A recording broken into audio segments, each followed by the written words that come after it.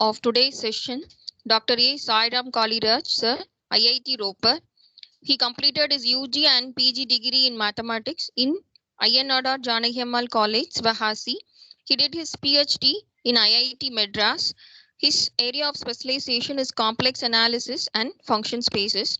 He achieved gold medal for securing first place in MSc Mathematics, and his achievements goes on by passing that CSIR NET exams and CSIR JRF scholarship, and also he achieved NBHM Research Fellowship and NBHM Postdoctoral Fellowship, and he published more than 10 articles in national and international journals, and he delivered many invited talks, international workshop conferences organized in China and Russia, and he is a right choice to talk about the topic complex analysis. On behalf of our college management, I thank him for accepting our invitation for being a part of this online workshop. Now I invite Dr. A. Sairam Kaliraj, sir, to deliver his lectures. Sir, welcome. Welcome, sir. Yeah, yeah. Thank you so much for the welcome address, and thank you. I thank the organizers for inviting me to give a, sequence of talk in this workshop. So, without any further delay, we shall move on to the session. So only very few members are there. Shall we wait for some more time, or can we start? We can start. Okay, fine. Okay, fine. We can start with the basic things and let other people join. So whether my slides are visible? No, not visible. No, sir. It's not visible your slide. Now it is Now visible, yes. sir. Okay, fine. Yeah. Okay, let us start from some basic concepts. So we will recall some basic results which we use frequently in this lecture, as well as which are considered to be very much important in computational aspect as well as problem solving aspect. So the first theorem, this is a very well-known theorem. I have taken this from Churchill and Brown book on complex analysis. So basically the way the limit of a function will arise in real analysis as well as in complex analysis. But if you consider real analysis and complex analysis, there are some minor differences, like the way the limit will go to infinity, and when we tend numbers to infinity, how the function behave, these are all little bit different when we compare with uh, real valued functions. So here the main difference which happens is due to the way we define limit at infinity. So in order to understand the difference, like maybe I will try to give some basic difference. So in the real case, in the complex case. So if you consider the real valued function x, or 1 by x, let us consider, limit x tends to 0, what will happen to this function 1 by x?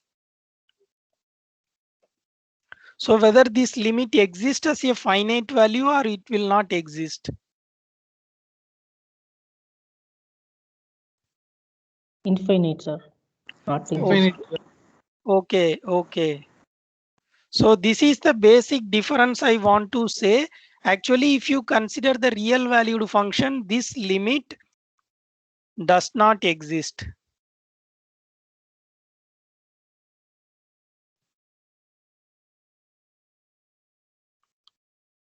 So whenever I say real valued function, and whenever I ask this kind of question, I do not need to say anything about how or what kind of infinity I am looking at, because whenever we study real analysis, we consider the whole real number system union the 2 points which are minus infinity and plus infinity.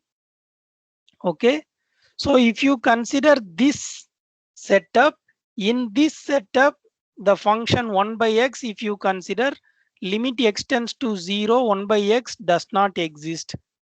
So let me give the reason why it does not exist. So if you consider limit x tends to 0 minus, that means x approaches 0 from the negative side of the real axis. So whenever this happens, this goes to minus infinity. And whenever limit goes to x goes to 0 along the positive direction of the real axis, it will go to plus infinity. Okay. So therefore, whenever a limit exists, it should exist as a unique value, but for different direction, like when x approaches 0 along different direction, the value is going to either minus infinity or plus infinity. So therefore the limit does not exist. Okay, let me compare what will happen here. Limit z tends to 0, 1 by z. So this is equal to infinity. So first, before like studying very complicated concepts, one should understand the basic difference. Okay, here also I can include one more example. If I take limit x tends to 0, 1 by x square. So if I allow that infinite limit, then it will come as infinity here. But at the same time, if I allow limit x tends to 0, 1 by x cube, here the limit does not exist.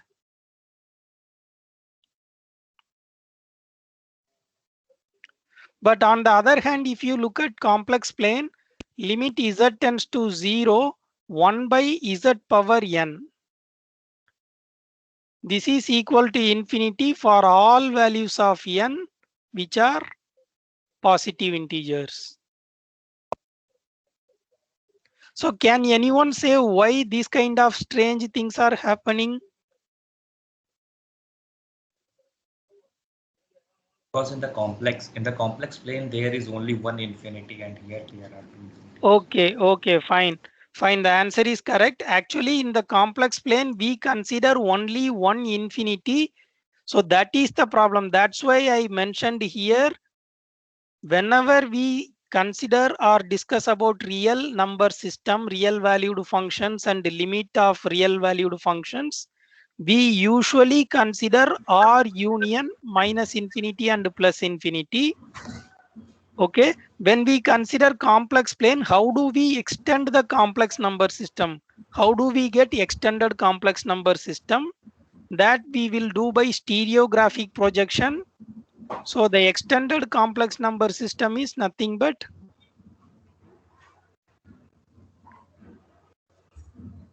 so I don't want to write the full line, that we will denote by C suffix infinity. This is nothing but C union single infinity. So this makes the difference. Okay, here I want to give you one more information with a warning. So actually, if we consider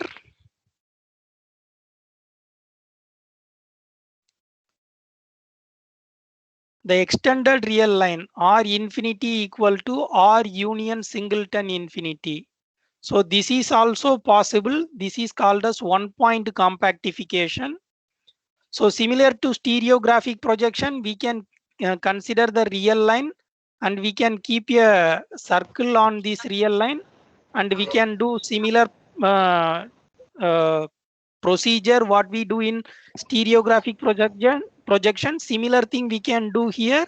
And if we do this kind of extension of real number system, in this setup, limit x tends to 0, 1 by x power n will always be equal to infinity. So basically, so we should understand whenever we work, we will consider only this system, because the real number system is ordered field, like the set of all real numbers will form a field. It is not only a field, it is a ordered field. that order relation will be preserved whenever we extend the real number system with this minus infinity and plus infinity. But if you extend using this 1-point compactification, we lose the ordering relation. Like when something goes to infinity, we don't understand whether it is becoming very large in the positive magnitude or negative magnitude. So usually we don't use this. Okay. But for complex number system, we use this extended complex number defined by stereographic projection. And many a times what happens is people will have difficulty to understand whether some limit exists as a finite value, or is it go to infinity, or that limit does not exist. So these are the most common problem people will encounter when they do problem in complex analysis. So if you use this theorem, you will be able to get that such kind of problems can be avoided. For example, if you consider the first thing, we can verify that limit z tends to 0, 1 by z equal to infinity. So we will ask whether this 1 by z power n, whether this is equal to infinity. This first part of the theorem says that, okay, if you don't understand this, try to do this one. Limit z tends to 0. Take the reciprocal of that. That means z power n. So here it is very evident. So limit z tends to 0, z power n, this must be equal to 0. So this implies that this must be equal to infinity. And similarly, these other results are also very much useful. Like for example, if you want to see limit z tends to infinity, 3 times z square plus 2z divided by 4 times z square plus 1. So if you try to do this, so you consider the function as f of z, and when you consider the f of 1 by z and take limit z tends to 0, then we will be able to see that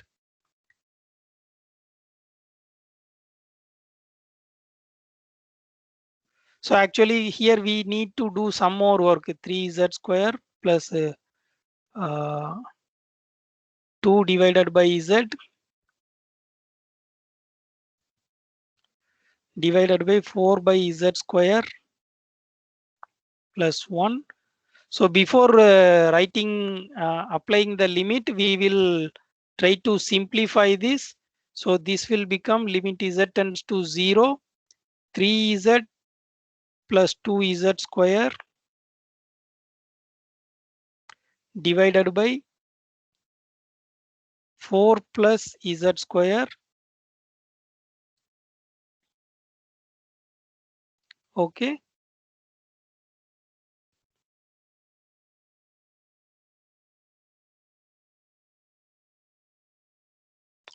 Actually, I made a mistake. Actually, here that z term won't come. Yeah. Actually, it is 3 plus 2z. So, like I have made a mistake. This is okay. Yeah. So now when you apply the limit z tends to 0, you will be able to see that this is equal to 3 by 4. So just for understanding purpose, I am giving very simple example. But this is very much useful when you try to solve some complicated problems. So similarly, the third one is also very much useful. Like for example, if you want to understand whether limit z tends to infinity e power z, so what will happen? So this is equally similar kind of problem. Like maybe if you consider this one, this does not exist. So you can verify this using the final part of the argument. Otherwise, I can give you one more example. So if you if you try to consider any polynomial in the variable z variable, p of z is a polynomial, so it will be of the form some a0 plus a1 z etc etc an z power n.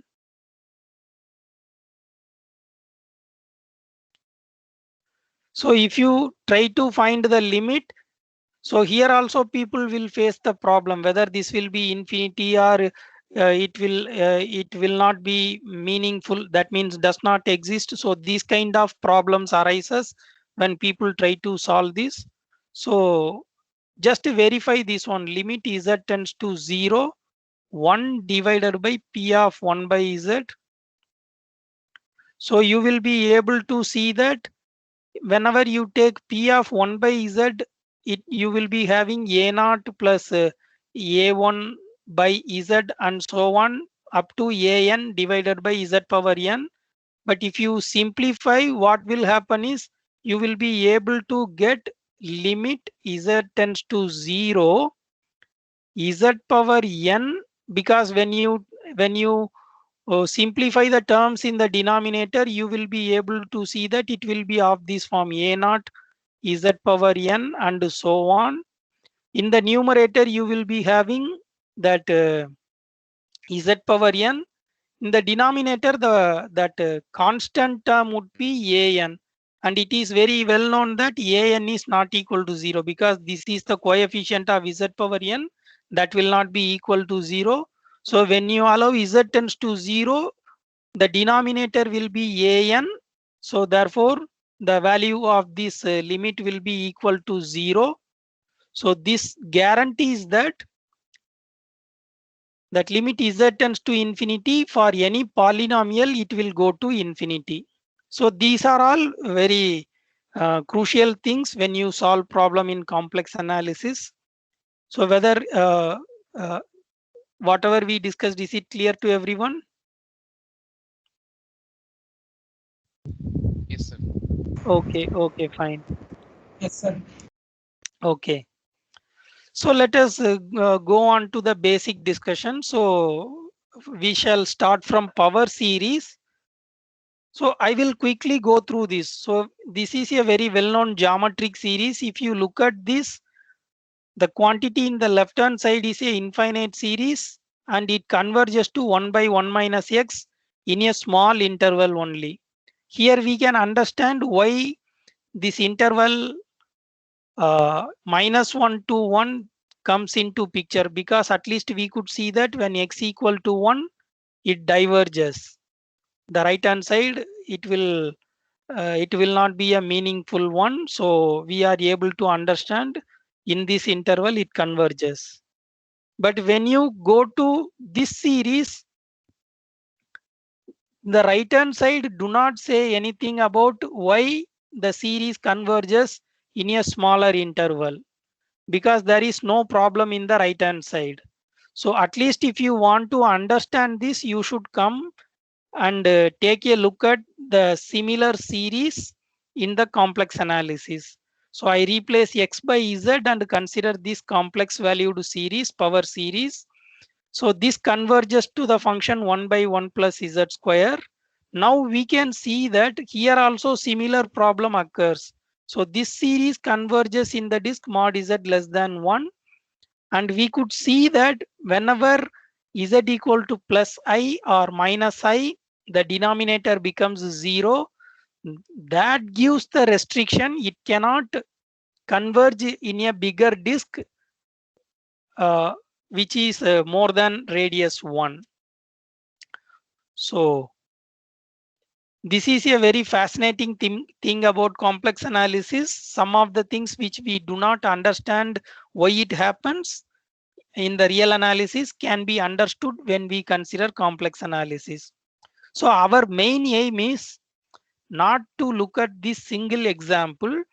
We want to understand the pattern and we want to ask the question whether this kind of thing is true for any power series. That means if you have a function and you write that function in terms of power series, whenever a function is analytic, it can be written in a power series of this form. So whether this general power series has this kind of behavior. So that is our main question, and we want to understand what could be the disk or what could be the largest domain in which this power series is convergent and meaningful. So if you want to understand this, there are some standard theorems in complex analysis. I will quickly go through it. So whenever we have a power series which converges at a point Z1, then the power series converges inside this disk. That means I consider a power series centered at A. So this is a power series centered at A, and it converges at a point Z1. So what this theorem says is, keeping A as the center and the distance modulus of Z1 minus A as the radius, draw a circle. The power series must converge, not only converge, it converges absolutely at all points inside this disk.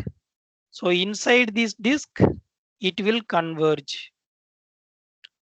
Not only converges, it converges absolutely. The second part of the result says similar thing. If it diverges at a particular point, outside that disk, it will diverge at every point. So convergence at a single point guarantees that convergence inside a disk, full disk, which is absolute convergence. Divergence at a single point guarantees that the series diverges outside the disk fully. So here is a simple exercise problem which will help you to understand the importance of that previous theorem.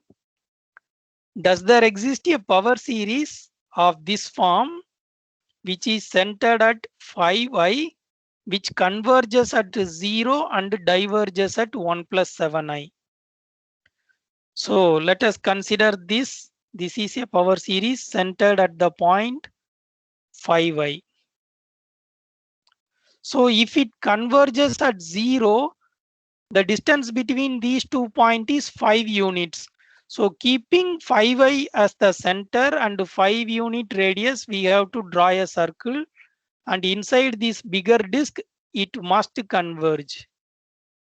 So it should converge in this disk. But if I consider this 1 plus 7i, so it will come somewhere around here. Okay. So it diverges at this point. So if you try to find the distance, that will be nothing but square root of 1 plus 4. So it is nothing but square root of 5. Keeping 5i as center, square root of 5 as radius. If you draw a disk, outside the disk, it should diverge. So if I consider this one, like I am like this 1 plus 7i will come somewhere around here, not here.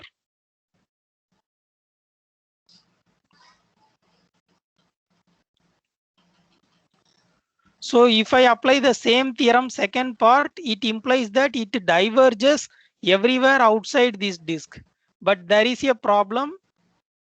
This portion belongs to outside of that disk.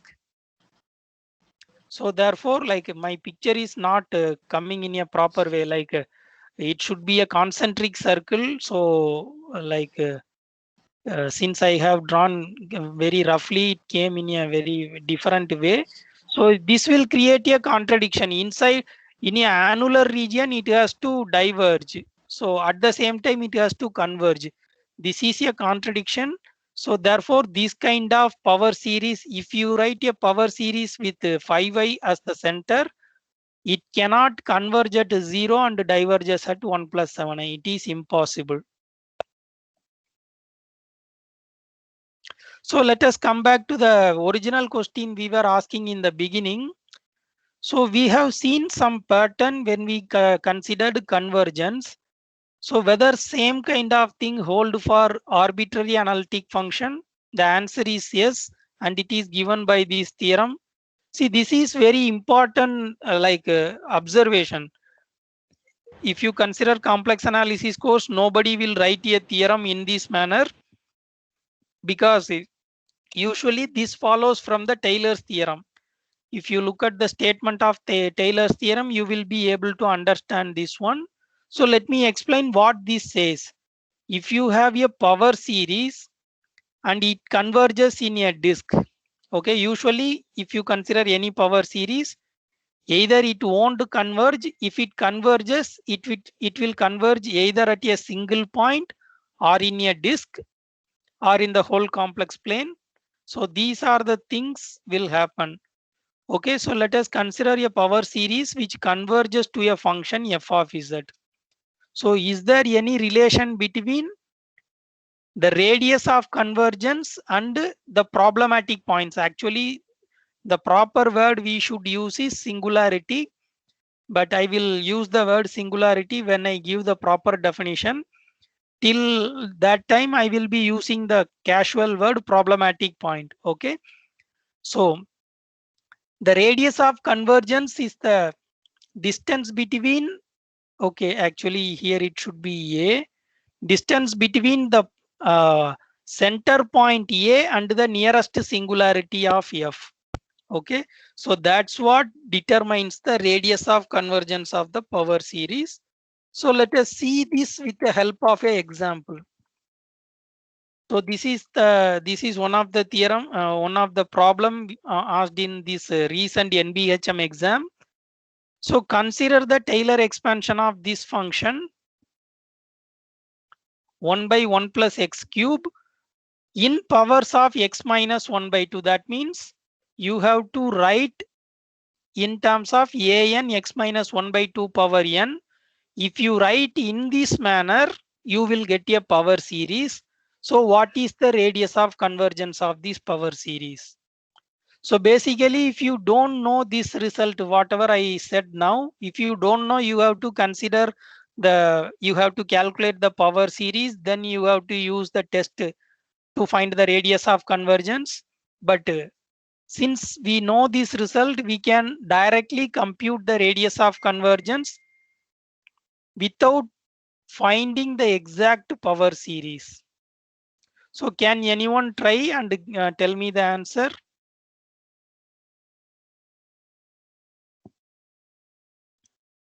1.5 radius.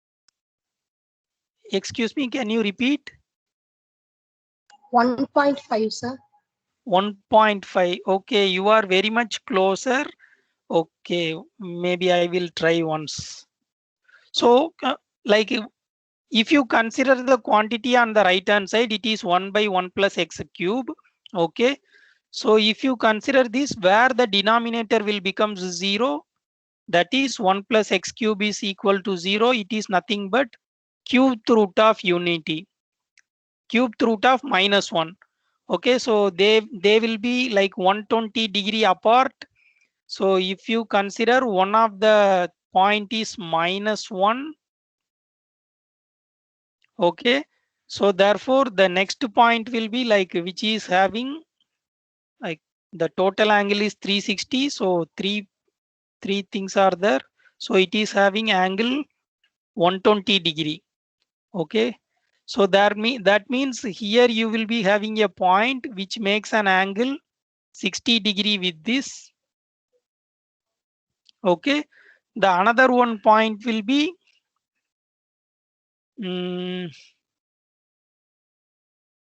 somewhere around here.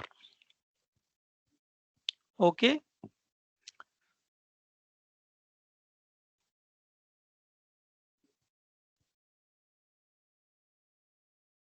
okay, it will make angle like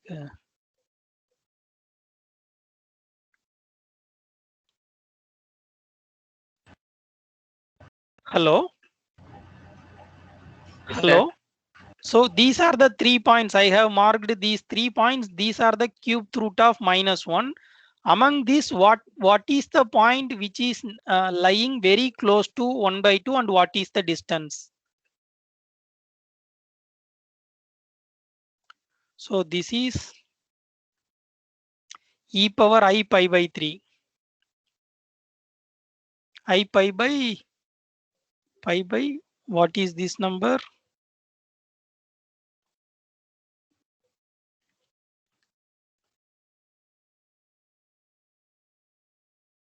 6.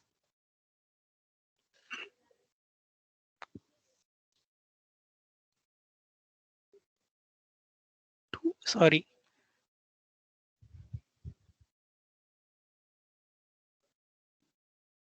E power I pi by 3 is 1 by 2 plus iota 3 I pi by 2. Root Okay. 3.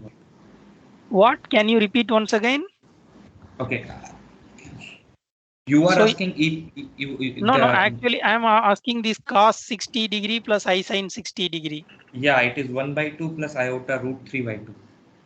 1 by 2 plus iota root 3 by 2. Okay, fine. Okay, fine. So this is the point. So the distance between these 2 points are like coming out to be square root of 3 square root of 3 by 2. This is the distance. Okay. Yes, sir. Okay, square root of 3 by 2. The 2 is also inside the root. And similarly, this point, if you consider, you will be able to find the distance between this point and this point. And it is very evident, like you can compute that and it will be more than square root of this 3 by 2. So this is the point which is lying very near. Sir, it's simply root by 3 by 2, yeah, square root 3 by 2. Square root of 3 by 2. See, because see, you consider the distance. Okay. So whenever we find a disk centered at the point A. Okay. So we have to find the distance between the point A and the nearest singularity. Here our point A is 1 by 2. This is a singularity and there are 3 singularity. Distance between -1 and 1 by 2 is nothing but 3 by 2. Okay. So this distance is 3 by 2. That is 1.5 units. And this distance is square root of 3 by 2. Okay. And similarly, you can find the distance between 1 by 2 and this point. Okay. So if you find this distance, so what would be that distance? Like I didn't compute right now. Like I do not have any written answers in front of me. Like, but you can compute, and I have already verified this. So the least distance is square root of 3 by 2. Okay. So therefore, if you find this one, actually the like you can consider the complex root occurs as conjugate pairs. Therefore, the next root will be 1 plus like minus I root 3 by 2. So if you, okay, sorry, actually here both these roots are having same distance from 1 by 2. So the least distance is square root of 3 by 2 only. It can also happen. Both the singularities are at a same distance from 1 by 2. The third one is at a distance of 1.5. Therefore, the radius of convergence is square root of 3 by 2. Okay. But sir, in answer, you are given that root by 3 by 2. No, that's what I'm saying. Square root of 3 by 2 only I'm saying. Yes, sir. So that is the radius of convergence, because that is the distance between the point 1 by 2 and nearest singularity. So that is the radius of convergence. 2 is not in square root. So like square root 3 by 4 or like. Okay, okay, Actually, okay. the distance is root 3 by 2, sir. Actually, yeah. Okay, Only square root is only for 3 and divided by 2. okay, okay, okay, okay, fine, fine, yeah, okay, okay, fine, fine. 1 minute.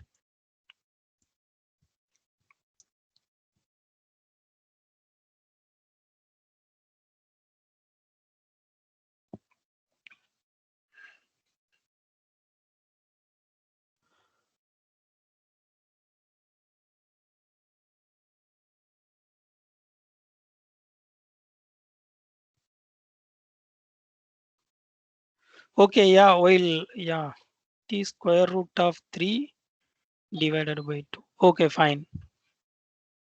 So when you find the distance, this 1 by 2 will go away. So this when you square it and again take square root, again you will be getting square root of 3 by 2 only.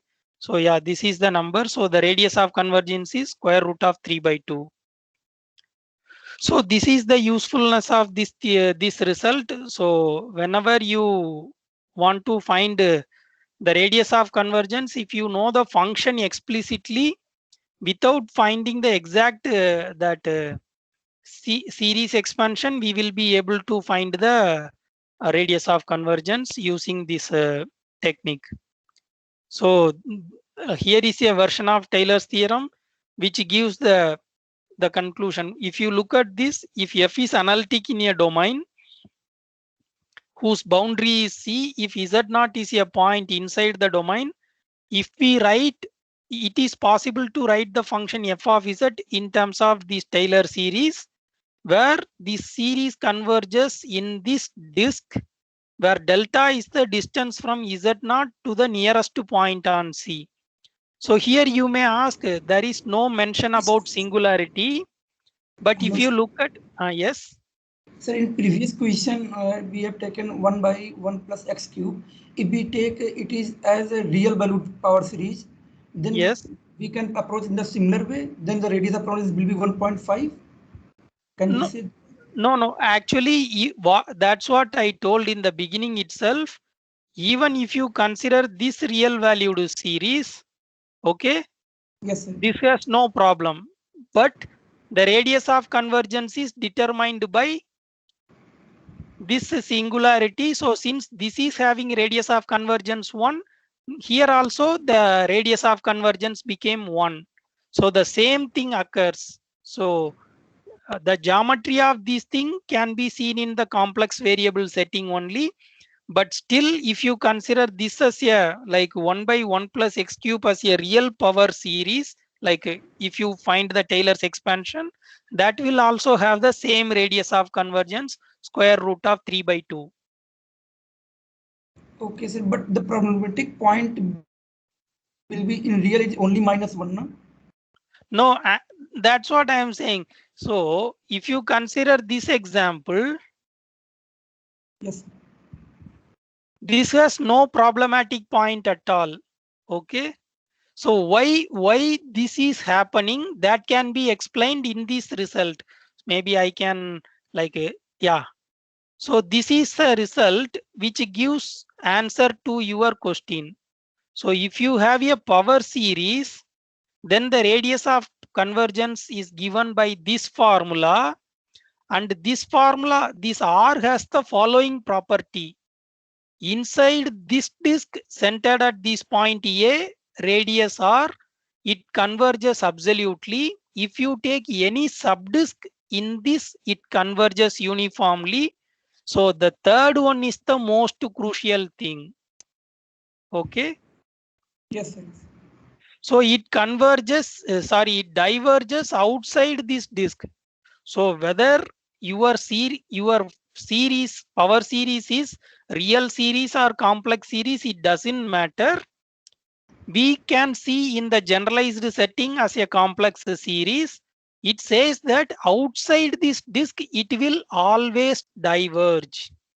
And one more thing that I have written as a remark, this number R, this R is the unique number which has all these property. That means inside it converges absolutely, outside it diverges. So if you consider these two properties, this number R is the unique number having these two properties. Now coming back to your question, okay, I will consider, I don't bother about the complex setting, I will consider only this one. Okay, whatever we consider, there is analogous thing 1 by 1 plus z cube. So here the radius of convergence becomes square root of 3 by 2. So this result says that if you take modulus of z minus 1 by 2 strictly greater than square root of 3 by 2. This result says that at all points it diverges. In particular, if you take points which is on the real axis, which is lying outside this disk, in that disk it diverges. That means if you consider this is -1, 0 and the point 1/2. Okay, so if I consider this distance, it is equal to 3/2, keeping 1/2 as center and this 3/2 as radius. If I take this interval, I will go up to 2. Okay, but the problem is if I substitute some point, for example here some point I can take which is very close to 2. So if I take some point which is very close to 2, okay, Z0 is a point which is very close to 2, then what will happen? The modulus of Z0 minus 1/2, which is very close to 1.5. Okay, maybe I can take Z0 is equal to 1.999 so on. Okay, so if I take this point, at this point the value is approximately, maybe I can write 1.499 and so on. Okay, so this is obviously greater than this number square root of 3/2. Okay, so is it clear? Yes, sir. Yes, sir. Thank you, sir. Yeah. So therefore we even though your series power series given is a real valued series, that has to obey the Taylor's theorem in complex analysis as well as the convergence result we see here. So here I want to emphasize, here there is no mention about singularity, but how singularity come into picture. So read the theorem once again. F is analytic in a domain D whose boundary is C. That means you are taking a domain, okay, whose boundary is C. Inside this domain it is fully analytic. Okay, so here one thing we have to consider, actually we will be considering a domain which is simply connected, or even if you take a non-simply connected domain, that boundary will play a crucial role. Okay, so if you look at this thing, keeping 1/2 as the center, how much large disk you will be able to draw? You can go up to only square root of 3/2. So if you take the radius bigger number, these two problematic point will come, then it cannot be analytic here. Okay, so it is implicitly given in this Taylor's theorem that there is a relation between the singularities of the function and the radius of convergence. So is it clear, students? Okay. Yes, sir. Okay, fine. Thank you. So, okay.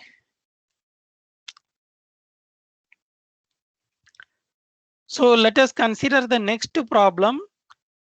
So we have to Hello, find sir. the, yes. Sir, in the previous problem, Yeah. we know the radius of convergence, and from this radius of convergence, can we determine the coefficient? I mean, only since the problem is very hard, and by differentiating it looks impossible. So only knowing the method of radius of convergence can we determine the coefficient. Okay. So it's a very good question, but the answer is negative. By looking at the singularity, we cannot directly say the coefficient immediately, but with some simple computation, we will be able to get the coefficient. Like using partial fraction and finding the Taylor's coefficient for that known series, we will be able to give the answer, but directly by the singular point, it is impossible. For example, let me consider two function, z divided by 1 minus z. Okay, z divided by z square divided by 1 minus z. Okay, and the function sine z divided by 1 minus z. If you look at these function, all these functions are having singularity at z equal to 1. Okay, but the coefficients not only determined by the denominator term, it involves the whole function. So therefore, we cannot directly determine the coefficient very easily. It requires some computation. So that is the answer to that question. But one thing is very much helpful in understanding the coefficient, which is uniqueness of Taylor coefficient. So what do I mean by uniqueness of Taylor coefficient? So if I have a function f of z, which is analytic at a point z equal to a, okay, then if I write this function in terms of power series, so whatever method you use differentiating term by term, or you use some other shortcut method, whatever things you use, these ANs are unique. Okay, so it cannot be different. The question is like this. For example, if I consider the function sin z, we know the expression for sin z, z minus z power 3 by 3 factorial plus z power 5 by 5 factorial and so on. The question is, can any other person write the same kind of thing with some different a naught? Okay, a naught, a1 z plus a2 z square. So can anyone write a different expression for sin z which involves the powers of z power n? The answer is no. That means whoever try to find the series expansion in terms of an z power n for sin z, a naught must be equal to 0, a1 must be equal to 1, a2 is equal to 0, a3 equal to minus 1 by 3 factorial. So this is what I mean by uniqueness. If you fix a function and the center point, the coefficients are determined, uniquely determined. So which helps us to use all possible techniques to find the Taylor expansion. So here is a function. So here I have asked for coefficient of z minus 1 square only. But for example, if I ask coefficient of z minus 1 power 10. So at this stage, z minus 1 whole square, you can directly take f of 0 like about the point f z equal to 1. Therefore, one can look at what is f double prime of 1 divided by 2 factorial. So this is the formula which is given in the Taylor's theorem, that nth coefficient is nothing but f nth derivative at that center point divided by n factorial. So if you consider this problem, when I ask coefficient of square term, one can very well do this computation and get the answer. But what if the coefficient of z minus 1 power 10 is asked? Can we do 10 times differentiation and do the things? So this is where the uniqueness comes into play. By applying the uniqueness of Taylor's coefficient, you can make a shortcut and we can find the answer. So that's what I have given here. Okay, so sorry, I have made like here I have written x. So this is z. So I am trying to rewrite the function in a different way. Why I am writing in this way? Because I have to write this in terms of an z minus 1 power n. So that's why wherever z is there, I am doing some simple manipulation so that I will get z minus 1. So I am adding and subtracting 1 here. Similarly, here also I am adding and subtracting 1. Okay, so this plus 1 I can take separately as e power 1. So that's what coming here. So e power z minus 1, this is a very well-known function, and I know the series expansion for this function. It will look like this. Okay. Here I am writing this one as such into plus z minus 1. So now collecting the coefficient of z minus 1 square. So when z minus 1 square will happen, when I multiply 1 with z minus 1 whole square term, so the coefficient will be 1 by 2. When I multiply this z minus 1 with some z minus 1 term, so I will get 1. So therefore this is 1 plus 1 by 2. There is no other possibility for z minus 1 square. And e is outside in the multiplication. So this is the answer. E times 3 by 2. So the beauty of this technique is, if you ask what is the coefficient of z minus 1 power 100, I don't need to worry about that. So I have to use the same technique. Z minus 1 power 100 will come when I have this term z minus 1 power 99 by 99 factorial plus z minus 1 power 100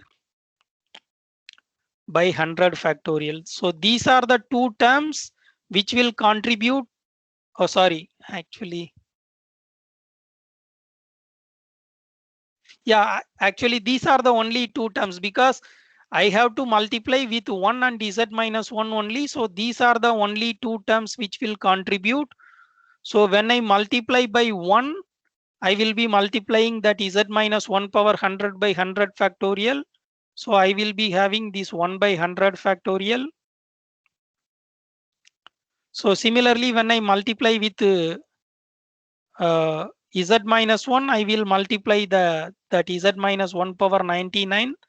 So in that case, I will be getting 1 divided by 99 factorial. So these are the only two terms which will contribute to z minus 1 power 100. So this is the coefficient of z minus 1 power 100. So there are as such no particular shortcut for finding the coefficient. These kind of properties of the Taylor series we can use, and we can be able to get the Taylor series coefficient. So is your question is clarified, sir? Yes, yes. Thank you, sir. Okay, thank you. Okay, fine. So let us move on to the next things. So, but I am like, there is no other students, only faculty members from your institute are here. Okay. So maybe you can, like, after some time you can avoid uploading the things in that. There is 90 students. Oh, 90, but I am able to see only 4 people here. Okay. No, sir. Total number 90 attendees are there, sir. Okay, fine. So only 4 when members are visible in the screen, sir. Yes, I could see only my name, Gurusamy, Meena Kumari ma'am, and Radha Jayalakshmi ma'am. Okay, fine. Okay, sir. Okay, sorry. Okay, students, you can also interact. Like, I am not getting any questions or anything, so please feel free to interact. So this theorem just now we have discussed. So radius of convergence of a power series can be determined using this formula, and this radius sir, of convergence. one request, sir. Yes, one request, sir. Yeah. Sir, whatever you're writing, it is better you keep all those things in that PDF, and so that later, whenever we are studying, we can be able to understand what you were told at the time. So that will be useful, sir. Okay, fine. This is my request, if it is possible. Otherwise, yeah. That's fine. Thank you, sir. Okay, and so this is what we have just now recalled, and we can move on to this thing. So before going to next slide, I want to emphasize here one thing. So this I speak whenever I speak about this radius of convergence, I again and again emphasize this thing. So see here this formula clearly. This is absolute value of an power 1 by n. So if you look at under this assumption, we have taken this formula. Whenever power series is of the form an z minus a power n, the formula takes this form. So it can be interpreted in this manner. I have to take the absolute value of nth coefficient. That means coefficient of z minus a power n I have to consider. For that coefficient, that is the meaning of an. It is the coefficient of z minus a power n. For that coefficient, I have to take absolute value and raise to the power 1 by n. So this is more important. Like whenever some students see the problem on power series, they won't bother about anything about the terms of the power series. So this is a very simple example I usually say. So even if they see this kind of problem, z power 2n divided by 2 power n, they simply take 1 by 2 power n and take power 1 by n. So this kind of mistake I have seen several times in the exams. So this has to be avoided. So this is wrong. The reason is this 1 by 2 power n is not the coefficient of z power n. 1 by 2 power n is coefficient of z power 2n. So if I have to find radius of convergence, I have to find limit supremum of 1 by 2 power n whole power 1 by 2n, because it is the coefficient of 2 z power 2n. Therefore this I have to find. So from here I will be able to get that this is equal to 1 by square root of 2. So from here I will be able to get that the radius of convergence r is equal to square root of 2. Okay. So this needs to be kept in mind always when we solve problems in complex analysis. So here is a simple example. So this example I have chosen to emphasize the importance of limit supremum. So actually in some local author's book, we could see the formula in terms of limit, but the proper formula will be in terms of limit supremum. So if you have not used limit supremum, so you try to follow this theorem itself. So this is the exact radius of convergence of a power series, because limit may not exist all the time, but this limit supremum exists always either as a finite or infinite value. So I do not go deep inside the details about how to find limit infimum and supremum, but if any student has a doubt on that, you can interrupt me and ask the thing, I can explain. Otherwise I will go on casually using it in a very simple way. So for this I am considering a power series am z power m, where ams are defined in this manner. So you could see why I am taking power 1 by 2n, 1 by 2 power 1 by 2n minus 1. This is because these are the coefficient of z power 2n. Therefore I am taking the power as 1 by 2n, and this 1 by 2n is the coefficient of z power 2n minus 1. Therefore I am taking power 1 by 2n minus 1. Okay, so here I am getting limit supremum. So if I take the reciprocal, that will give me the radius of convergence. So these are all some basic things about limit supremum, limit, and its basic algebra. So with this, I am going to solve a very simple problem. So determine the domain of convergence of this series. Here phi denotes the Euler-Torsion function. That means phi of n describe the number of integers, positive integers less than or equal to n, which are relatively prime to n. Okay, so for example, if you consider phi of 2 is 1 because 1 is relatively prime. Relatively prime means GCD is equal to 1. Phi of 3 is equal to 2 because 1 and 2 are relatively prime to 3. Therefore, phi of 3 is equal to 2. Okay, so finding exactly what is the coefficient of z power n is itself is a very difficult task. So how to find the radius of convergence for this problem?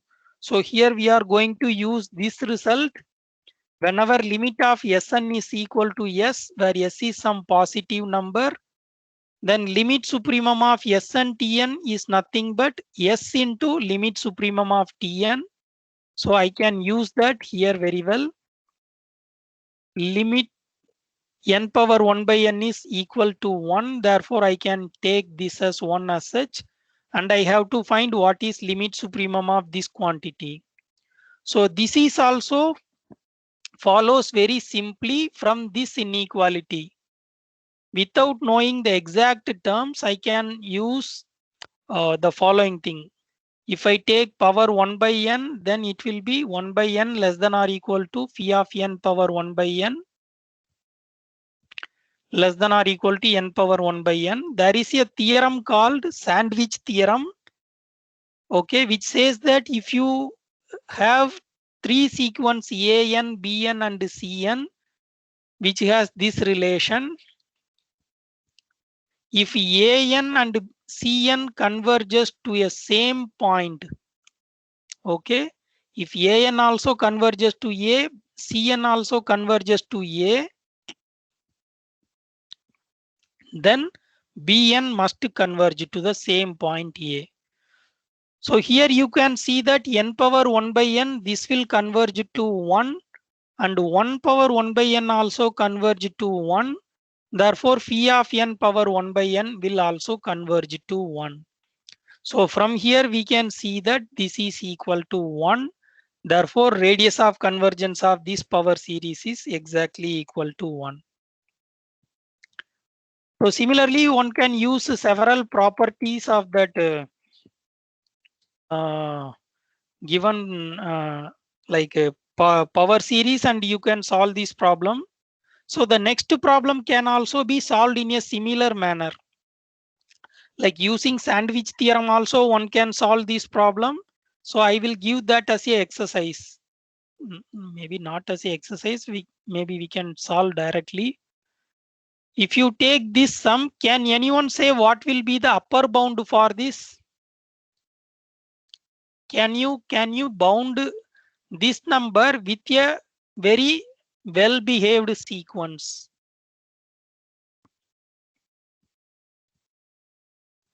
Because if I take this whole thing power 1 by n, yeah, yes, 2021 times 2021 to the power n. Okay, very good.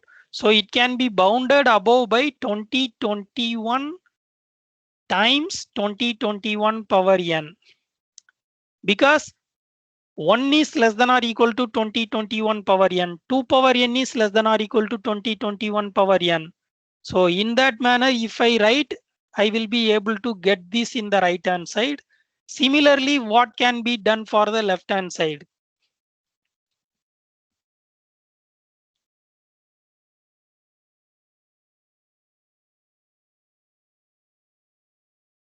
So what could be the 2021? If you put 2021, there is a problem when you take power. Okay, that is also not a problem. Like if I take 2021, that is also not a issue. Okay. So whether this will converge to the same limit? No, there is a problem. Actually, I cannot. Sum of 1 to 2021. Okay. So I can I write like this 2021 power n lower bound? Yes, sir. We can write like that. Yeah, we can write like this. Okay. Now I want to take the power 1 by n. Okay, if I take the power 1 by n, this will get cancelled. in the right hand side here power 1 by n will come. Here if I take power 1 by n, it will get cancelled. So this will converge to 2021. And where this will converge? This will also converge to 2021. Okay. So the left extreme and right extreme both converge to 2021. So from the sandwich theorem, we get that this will also converge to 2021.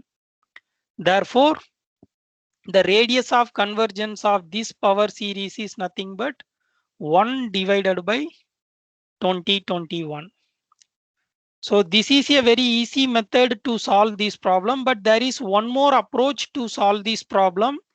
Like if you have power series, more than one power series with the same center point, that means if all the power series are centered with respect to A, each of the series is having radius of convergence R1, R2, etc. Rn. Then if you add or subtract, then the sum or difference of all those power series will have some positive radius of convergence R, where R is the minimum radius of convergence. So at least in that small thing we can guarantee. For example, this an z minus a power n, this has radius of convergence R1, and there is a different power series bn z minus a power n. This has radius of convergence R2. Remember, both are expressed with respect to A. Okay. Then if you consider the new power series an plus or minus bn into z minus a whole power n, I am not saying the exact radius of convergence, but I am saying that its radius of convergence R must be greater than or equal to minimum of R1, R2. Okay. At least in this minimum thing, it will converge. So if I use this theorem also, then you have to say whether that R is the exact radius of convergence or not. So if I consider this problem, I can rewrite this problem in this manner. So try to find what is the radius of convergence of this power series K power n. K can be either 1, 2 or 3 up to 2021. Okay. So if this is the power series, using the same formula, we can get that the radius of convergence of this power series. I consider R suffix K corresponding to K.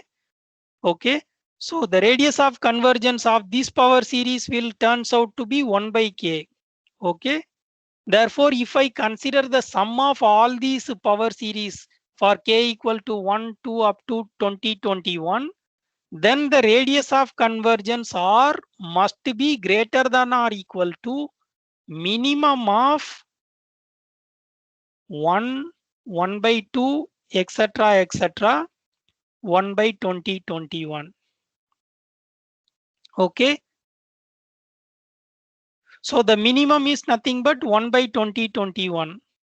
Can anyone say that it cannot exceed 1 by 2021? If you say that, then I can be able to write the radius of convergence must be 1 by 2021. Can anyone say it is not possible to have a bigger number?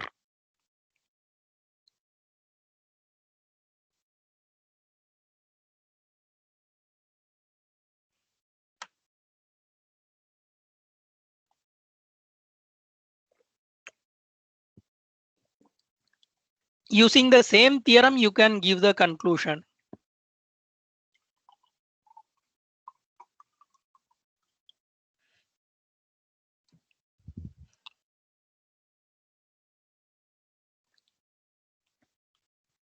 Audience?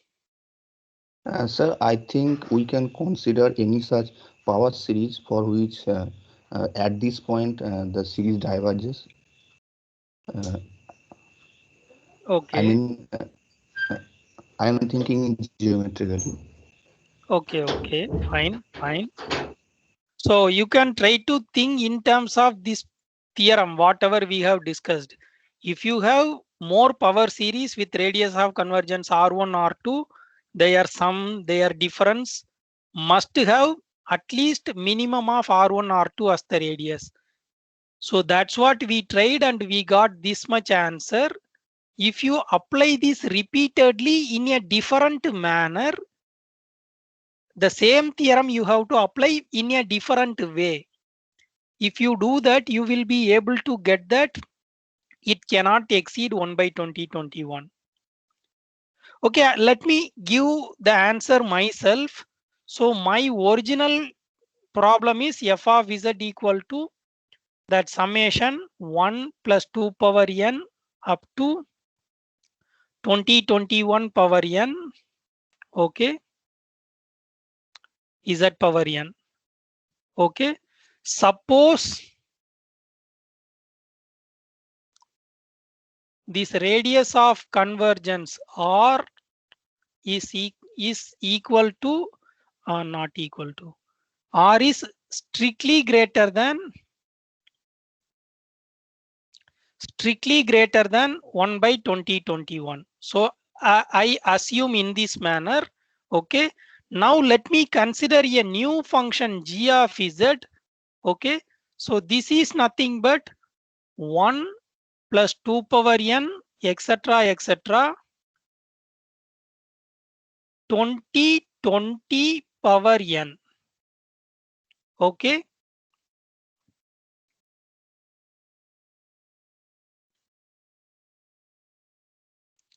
so I can use the same argument. The radius of convergence for this function g will be greater than or equal to, I use the same argument, it is greater than or equal to 1 by 2020. Okay,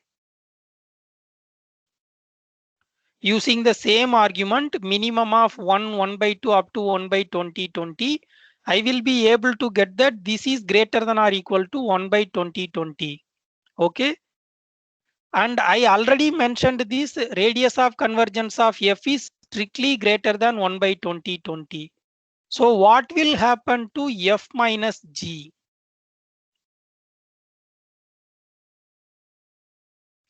So if you consider this 1 by 2020 is strictly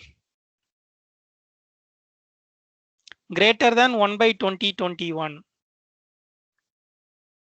Okay. So this f is also converging in a disk bigger than 1 by 2021. G is also converging in a disk which is bigger than 1 by 2021.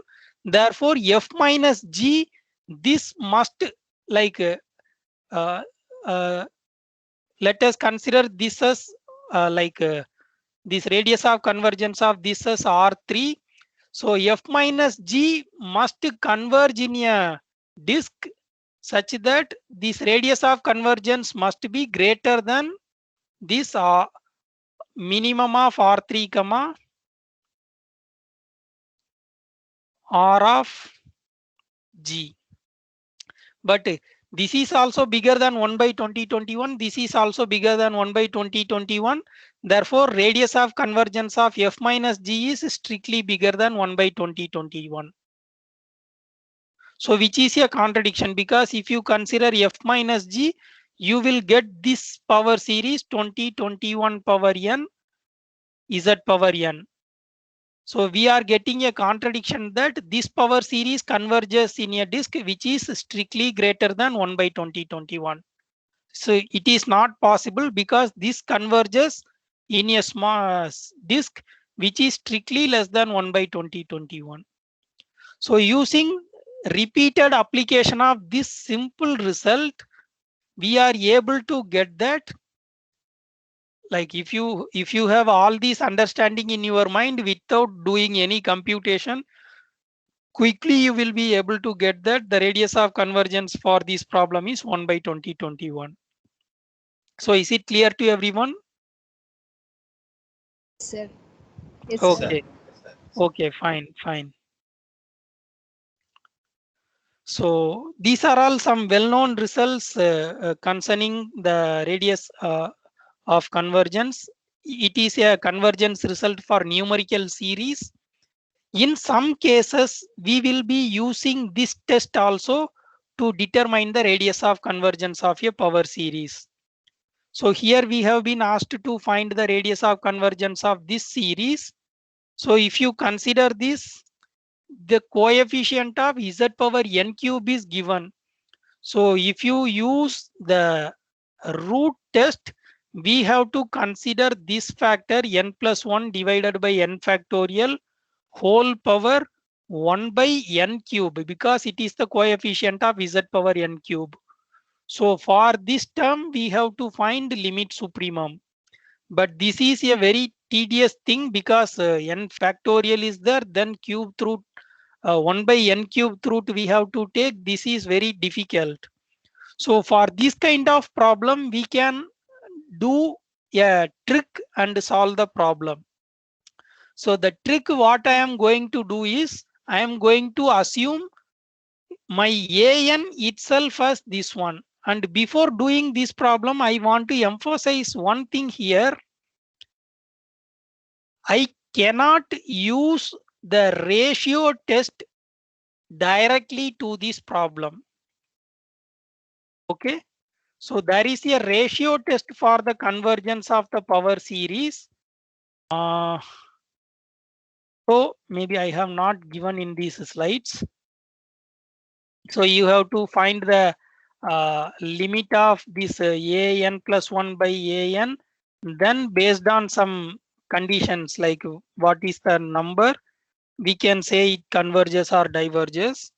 So I am saying that for this problem, I cannot directly apply the ratio test. Can anyone say the reason?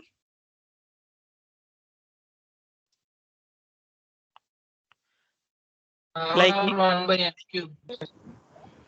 yes, can you repeat? I am unable to hear clearly. So here power 1 by n cube is this. Okay. Suppose an is n plus 1 by n factorial. That's alone is there, we can apply root test, ratio test. No, I am asking the question. So can I take an equal to this n plus 1 by n factorial and apply root test? Can I take this, apply root test? No, sir. There is a term z for n cube. Okay. Okay. So what is the problem you are facing? Sir, we need coefficient of these consecutive terms. Suppose if z power n, then we need coefficient of z power n plus 1. Okay. Here, So yeah. so Yes. here we suppose z n cube is some non-zero number n plus 1 by n factorial. Okay. Then the next term is 0. Yes, very good. Yes, very good. So actually the problem is the root test can be not root. The ratio test can be applied only when after a finite stage all the coefficients are non-zero. First few terms have zero coefficient, that doesn't matter. After a finite term, all the coefficient of z power n should be non-zero, then only we can apply ratio test, because we will consider a term of this form if coefficient of z power n is 0 for infinitely many terms.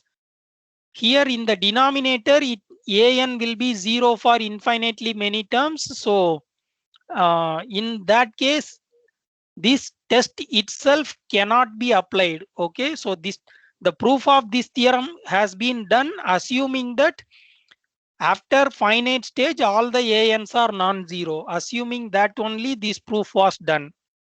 So therefore root test sorry, like repeatedly I am making mistakes, sorry. Ratio test cannot be applied in this manner.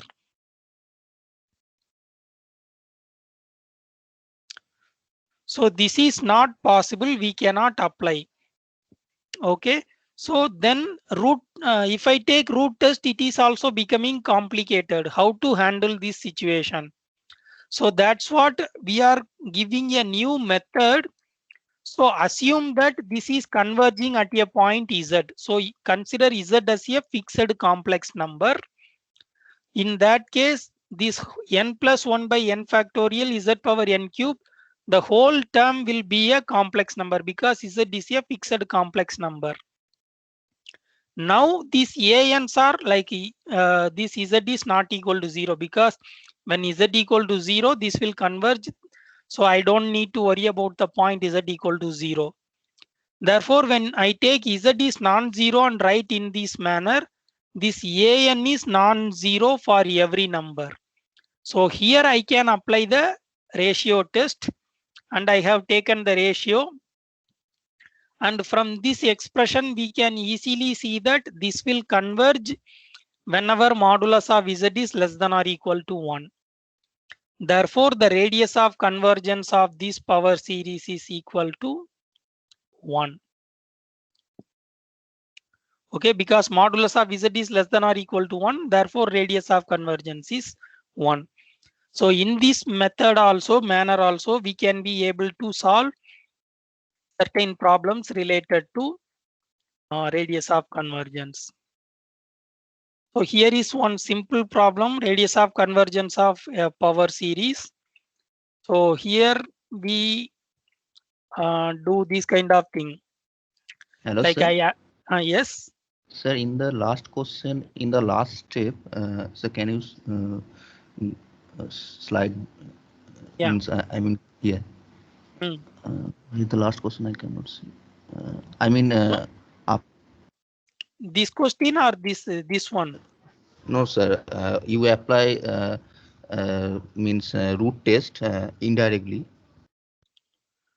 to find. Yes. In that last step, after applying limiting value, this is less than 1 for convergence. And after that, how do you conclude that this is mod z less than equals to 1? Okay, very good. See, I started with the case Z is a fixed complex number. Okay, and here I am applying the numerical test. So this is the numerical test. If you have summation AN and if you consider this limit, whenever this L is strictly less than 1, this summation AN converges. Okay. Whenever it is bigger than 1, it diverges. Whenever it is equal to 1, there is no conclusion. So I am interested in the case when it is strictly less than 1. So this is strictly less than 1. That means the limit is exist and it is strictly less than 1. Then modulus of Z is less than or equal to 1. So under this condition only, I am able to get that the numerical series AN converges. But what is my AN? My AN is this itself. So therefore, this gives that the numerical series n plus 1 by n factorial Z power n cube.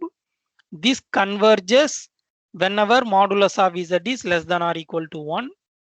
So from here, I am able to get that radius of convergence is 1. So this is how. Hello, sir. Yes. Sir, my issue is that we know this is strictly less than 1. This is fine. And after that, how do we conclude that this is mod z less than or equals to 1? Means if I n plus 2 by n plus 1 square, if I multiply in the other side and taking limit, then this seems like this is infinite. Means infinite. No. See, this is the full term. Okay, so this is the full term. For this, when limit will exist. Suppose if I assume that modulus of Z is strictly greater than 1. Okay, so in that case, I will be having a complex number and I am taking absolute value. So I take modulus of Z equal to some number R and R is strictly greater than 1. So what I will be getting is n plus 2 divided by n plus 1 square into r power 3n square plus some other term. So this term, if you consider in basic real analysis, you might have studied this kind of result. This is a kind of exponential function. So if you take a positive real number which is strictly greater than 1, so there is a result for e power n, you might have remembered. Yeah, yes, sir, I understood. Yeah, e power x divided by p of x. So p is a polynomial. So if you consider in this manner, this limit, if you consider this limit x tends to infinity, okay, so this will say that this will go to infinity, and maybe instead of e power x, if you take e power minus x, the things will be different. Okay, so if I take this one, then what will happen? This will go to 0. Okay, so these are the basic results from real analysis. So if you use that thing, you will be able to see that whenever modulus of z is strictly greater than 1, this limit will go to infinity. So therefore, whenever modulus of z is greater than 1, convergence will not happen. Therefore, the only choice is modulus of z less than or equal to 1. And one more thing, like even though we say that this converges in modulus of z less than or equal to 1, we cannot say that this function is analytic on the full circle mod z equal to 1. So analyticity on the circle is different from convergence on the circle. So this is a separate topic. Like if some students are interested, I can say, maybe I can like very casually say. So if you consider this 1 by n z power n summation z power n 1 by n square z power n. Otherwise, I can do in this manner, like 1 by n plus 1 power n plus 1, 1 by n square z power n. Okay, and summation n into z power n minus 1. So if you consider all these power series, they have the radius of convergence 1 for all these power series. But if you consider this power series converges only inside the disk, but if you consider on the disk, this converges in modulus of z less than 1, diverges for all modulus of z greater than or equal to 1. So in particular, diverges for modulus of z equal to 1. At the same time, if you consider this thing, this converges for modulus of z less than or equal to 1. Diverges for modulus of z greater than 1. So the convergence and divergence at the boundary point cannot say anything about analyticity. So if you consider the first function is analytic only inside the open unit disk, but the final function, even though it converges, if somebody asks the question whether it is analytic on the boundary, we cannot say it is analytic on the boundary. So that analyticity is different from the convergence, that you should be able to understand. So here is one more radius of convergence problem related to some real series.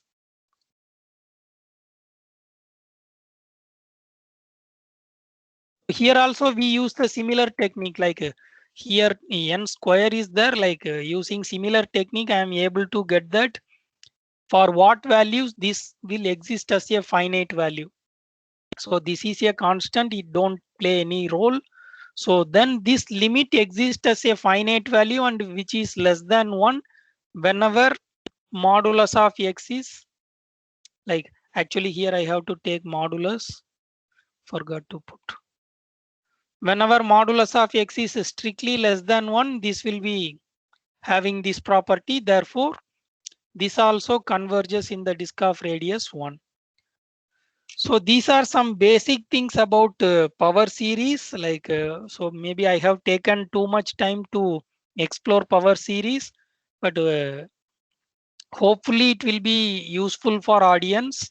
Maybe audience can ask questions now. Like,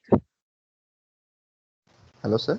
yes, Sir, in the previous case, what you said that in the last series, this is not means this is not analytic in the unit disks, means inside the unit disks. But the past series, I'm saying this is analytic inside the unit disks. But the series looks like all the means term-wise integration and term by term differentiation. Means maximum.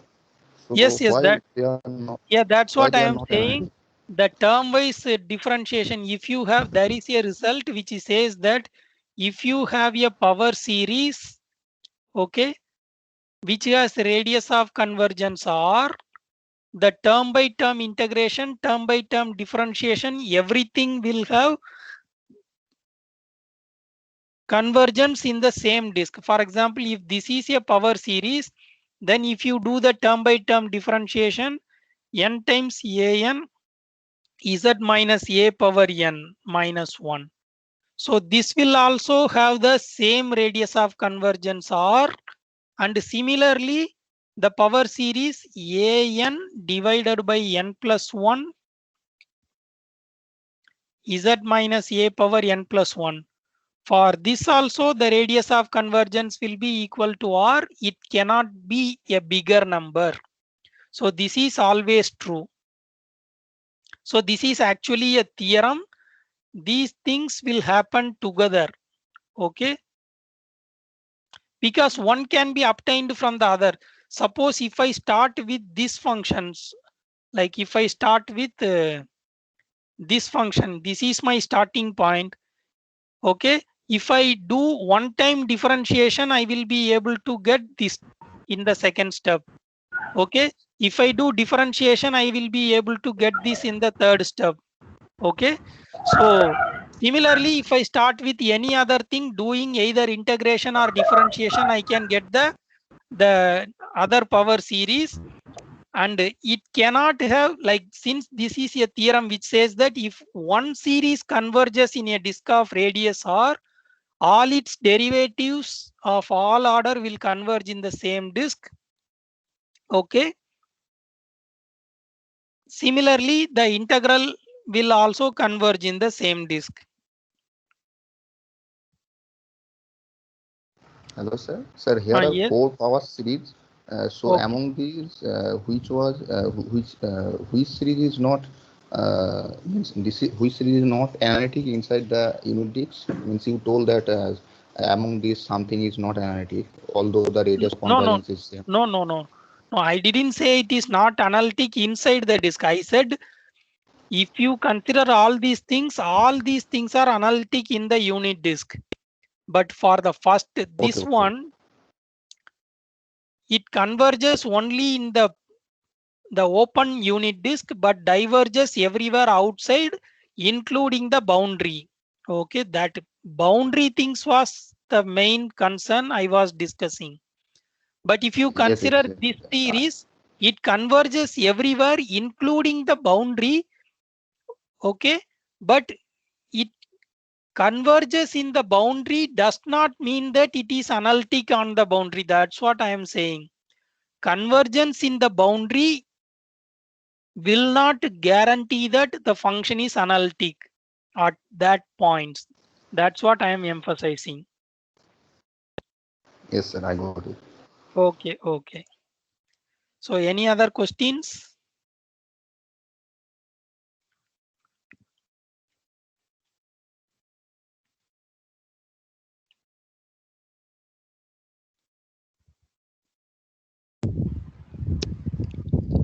Sir, can you repeat the Taylor series expansion, the geometrical of the radius of convex once again? Okay, fine. So I can go back to the Taylor's theorem statement I have given in my slides. Okay, so what this statement says is, okay, F is analytic in a domain. Okay, so I am having a domain in the complex plane. So this is my complex plane. This is a domain in which F is analytic. Okay. So in this domain F is analytic, maybe I can ignore some points also, like this is a punctured domain like this. Okay. So whatever maybe, this is a domain. Domain means it is a open connected set.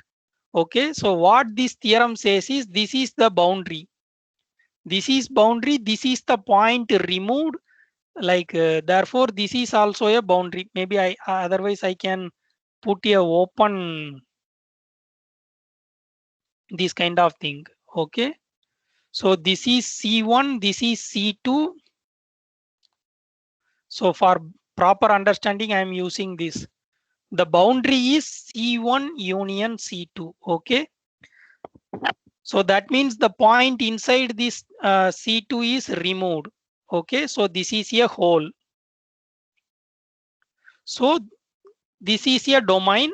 In this domain F is analytic. If I take a point Z0 and write a power series with respect to this Z0, that means if I write summation, if I try to rewrite the original function in terms of power series with respect to Z0, what is the radius of convergence?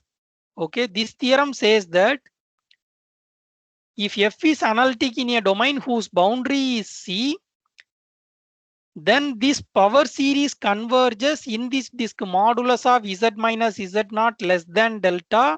This is a disk where delta is the distance from Z0 to the nearest point. So from Z0, I can find the distance to any point in the boundary. But what is the nearest point? If I see, this is the nearest point. So keeping this as the radius, I have to draw a disk. So this is my nearest point. In this disk, if I draw this disk, you could see that the boundary of this disk will touch the boundary of this domain. So this is the disk in which the power series is going to be convergent. So this is the geometrical explanation. So if you consider the examples what we are considering, you will be able to understand the same. The function 1 by 1 plus x cube or 1 by 1 plus z cube, if you consider, this is analytic in the whole complex plane except at 3 points, the cube root of -1. So this is the entire complex plane minus these 3 punctures. So keeping 1 by 2 as center, in this example, what is C? C can be points also. In our case, C is nothing but the cube root of -1. That means C is nothing but the distinct point -1, 1 plus or minus I root 3 by 2. So these are the boundary points. F is analytic everywhere else. So what is the radius of convergence? Try to find the distance between 1 by 2 and all these 3 points. What is the minimum distance? Because whatever may be the minimum distance, keeping that as the radius, I can draw a disk which do not contain any other problematic point. So therefore, the shortest distance is square root of 3 by 2. Therefore, that will be the answer. So is it clear? Yes, sir. Clear, sir. Thank you so much. Oh, okay, fine. Hello, sir. Yes. Once again, this one. Sir, I have one question. Maybe one by one. Okay. Yes. So Oh, analyticity and holomorphicity, are they, means both are same, or there is something different in between? Means I have seen this type of things in Okay. some standard books, but Okay. looking in this, it looks like that there is some difference, but I Okay. don't. Okay. Okay. Okay. Fine. Fine. So actually, if you look at complex analysis book, it is like fortunately or unfortunately, I don't know. Actually, there are three types of definitions are there. Like one is the limit definition. That means given a function f, we can see limit h tends to 0, f of z plus h minus f of z divided by h. Okay. So if this exists as a finite value, then we say that f is differentiable. Okay. And there is one more thing which says that you take the partial derivative dou f by dou z bar. This is equal to 0. Okay. So this is one thing. And the other thing is, one is holomorphy and the one is analyticity and one is complex differentiable. Okay, the proper definition for analyticity is this one. F is said to be analytic at a point z0 if there exists some r greater than 0 such that f of z is equal to summation an z minus z0 whole power n for all z such that modulus of z minus z0 less than r. Okay. So these are three different things. Like this differentiability can be discussed for a single point. Similarly, if you consider a function, you take the partial derivative. Actually, if you consider, this has no meaning in terms of limit. Like you have to consider this in the manner you write the function in terms of z and z variable. Take partial derivative assuming z and z bar are distinct variable. Like how you do in real analysis, if you have functions of x and y, while taking partial derivative with respect to x, you keep all the y as constant and you will do. Similarly, when you have a function f of z equal to z plus z bar square plus z bar, if I take f sub z bar, it is nothing but 2 times z bar plus z. Okay, so this is how I define the f sub z bar. This is a operator. This can be defined at point wise also. At each point, what is fz bar evaluated at that point z0. Okay, so now let us consider this in a different setup. Let z0 is a point and there is a disk around z0. Consider f is differentiable in this disk. Okay, f is differentiable in the full disk, and similarly dou f by dou z bar is equal to 0 in this disk. So I am speaking this in the disk. Okay, and similarly this existence of this kind of power series, okay, in the disk. All these three things are equivalent. Okay, so one thing can be like differentiability can be defined at a single point, but if you speak about analyticity, you have to consider a disk in which this expression is meaningful. Okay, for some positive radius,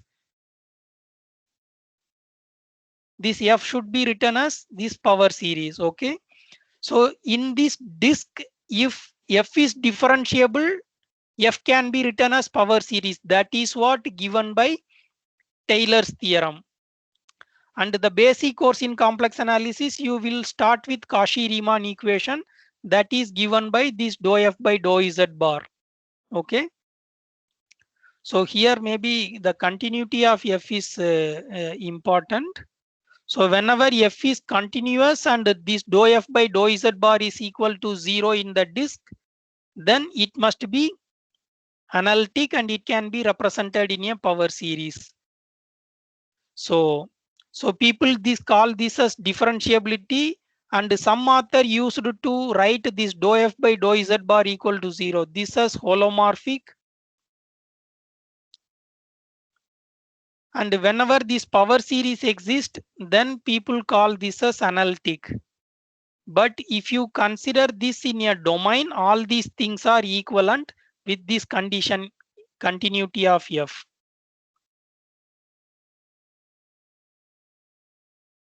Hello? Yes, sir, it's clear. Yeah. But the problem is like different. Different author use the word different word. For example, if you look at the standard book Alfors, he never uses all these things. He start with the condition that f is analytic at a point if there is a small neighborhood at which f is differentiable at every point. So if you look back, actually what he is doing is his definition of analyticity at Z0, he says in a small disk, it is differentiable at every point. So if you use that, if you use Taylor's theorem, it guarantees that f can be written as a power series with respect to that point in a some positive disk of positive radius. So he take the differentiability condition in a neighborhood and calls that as analytic, and which is in fact true due to Taylor's theorem. So this is based on convenience. Different author use different terminologies, but basically all these things will coincide whenever we discuss that in a disk or a domain where the function f is continuous.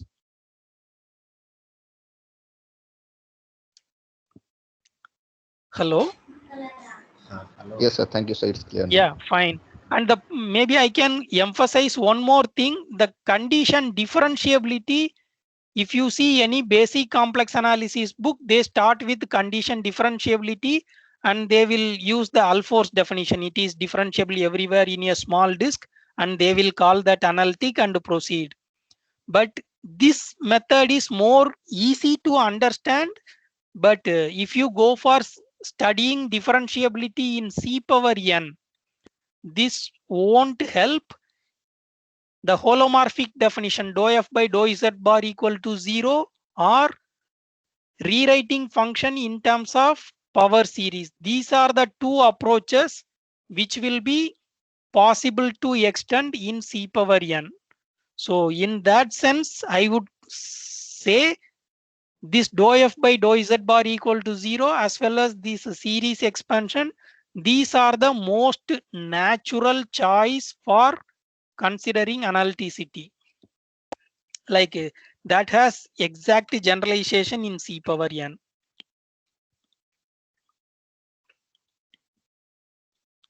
So students, yeah, any other questions? That NBHM problem once again repeats that problem, convergence power series. That 1 by 1 plus x cube. Yes, sir. No, but maybe in instead of I repeat all the stuff once again, can you say what you do not understand in that?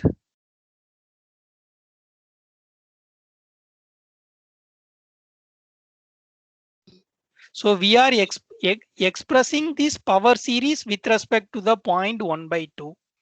Okay.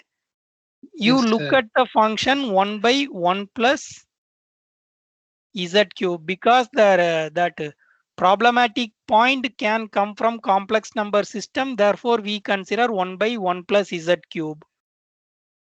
Okay. And we consider where the denominator becomes 0. 3 points are there. And we are finding the distance between 1/2 and all the 3 points.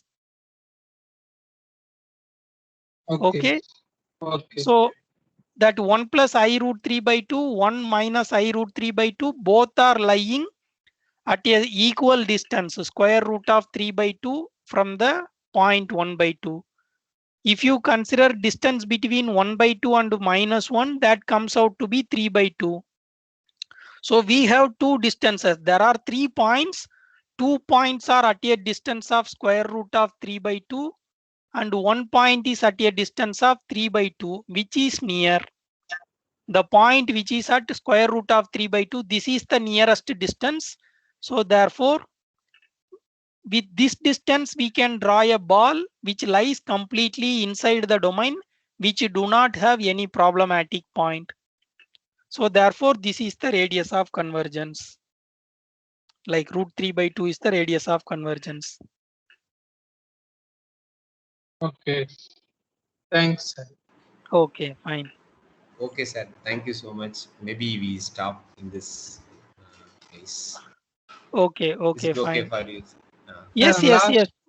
Sir, Yeah. lastly, sir, if suppose the function is analytic, then the function can be written as a expressed as a Power series. Convergence power series form. Is it correct, sir? Yes. That's what Taylor's theorem gives.